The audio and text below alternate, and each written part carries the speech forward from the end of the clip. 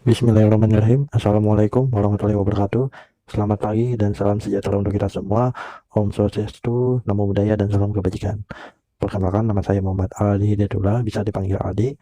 Kali ini kita akan membahas tentang reformasi gereja yang ada di halaman 36 sampai 37. Oke, sebelum kita memasuki pemahaman yang reformasi gereja itu saling berhubungan dengan materi minggu lalu, yaitu tentang masa Renaissance atau masa pencerahan. Nah, yang dimana masa pencerahan yang dari zaman kegelapan menuju ke zaman keemasan, zaman penerangan gitu. Nah, terus eh, pada masa-masa itu ada beberapa faktor yang pada intinya itu adalah pengetahuan yang ada di benua Eropa, baik pengetahuan umum maupun pengetahuan yang lain itu ya bisa dikatakan bahwasanya masuk ke dalam politiknya buat gereja. Nah, dari beberapa politik-politik ataupun bahasa kita tuh monopoli kan itu. Nah, dari situlah beberapa ratus tahun kemudian ada beberapa tokoh yang dimana ingin mengubah mengubah ataupun ada yang beda dari pemahaman gereja kayak itu. Nah, di situ kan di reformasi gereja itu dilatar belakangi pada sekitar abad ke-16 terjadi di Eropa Barat ya. Terjadi akibat ketidakpuasan terhadap gereja Katolik Roma. Karena yang yang perlu kalian ketahui, kalau orang-orang ada yang teman-teman di sini yang agak banyak Kristen, itu sudah menjadi rahasia umum.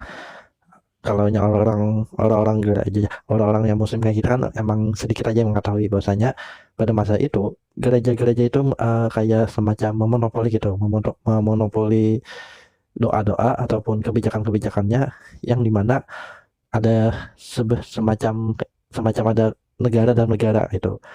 Contohnya itu adalah kayak keuskupan Paus gitu yang ada di Italia, di Vatikan. Tapi dia berdiri sendiri dan di bawah, bukan ada di dalam negara lah istilahnya bahasa itu. Nah, terus kekuasaan ataupun pengaruh-pengaruh orang gereja itu sangat kuat.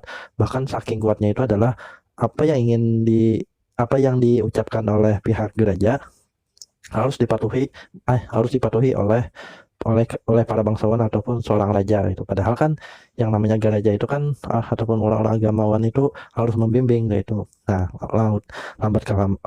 lama kelamaan si pihak gereja ini kayak memonopoli lebih lagi, semacam kayak penjualan penebusan dosa lah itu. Bahwasanya penebusan dosa itu harus bayar.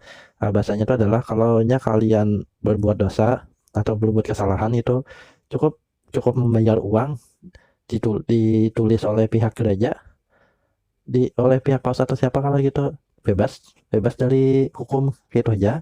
Tapi kan yang masalahnya itu adalah yang mengeluarkannya pada masa itu. Aku membaca di jurnal-jurnal lain, permasalahannya itu adalah yang penjualannya itu tidak setara lah gitu, tidak yang berduit aja yang mampu gitu. Nah, terus yang ada berduitnya ya ditindas-tindas, itu masalah pertama. Terus yang kedua adalah habis pengumpulan uangnya itu dikemanakan, bahasanya tuh, yang bahasa mengumpulkan duit dari hasil penjualan doa itu, penjualan surat penebusan dosa gitu.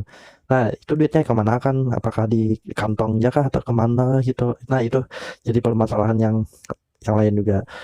Nah, dari situlah bahwasanya terus ada beberapa lagi kayak semacam isi dari apa namanya tuh, isi dari Alkitab gitu. Kitab-kitabnya itu tidak boleh diterjemahkan oleh pihak manapun selain oleh pihak gereja gitu, ataupun menafsirkan lah itu. Tapi kan yang namanya perkembangan pada masa itu masih lagi naik daunnya, itu zaman perkembangan perkembangan ilmu pengetahuan.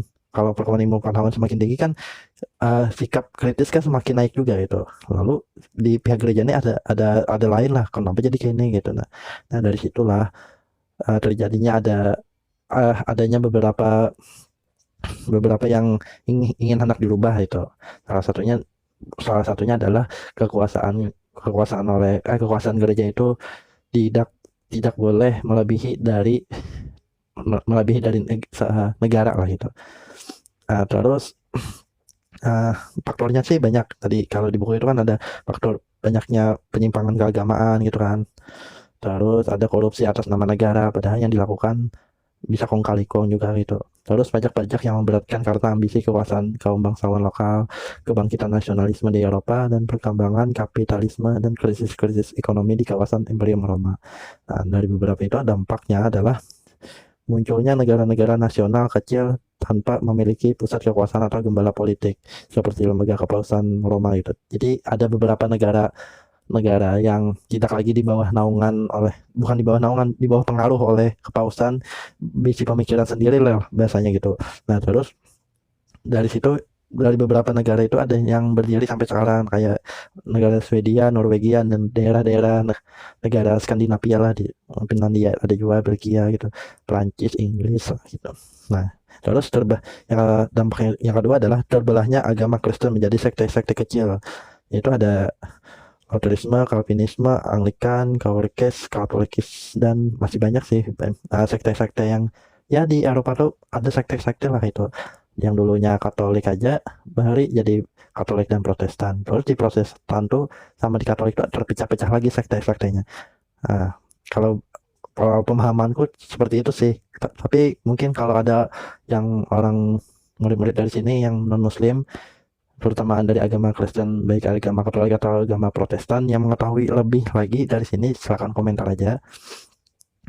Kalau dari teman-teman sendiri, kira-kira apa sih yang apakah menurut kalian nih reformasi gereja itu apakah sama dengan kejadian yang memonopoli atas nama agama untuk kepentingan sebuah negara?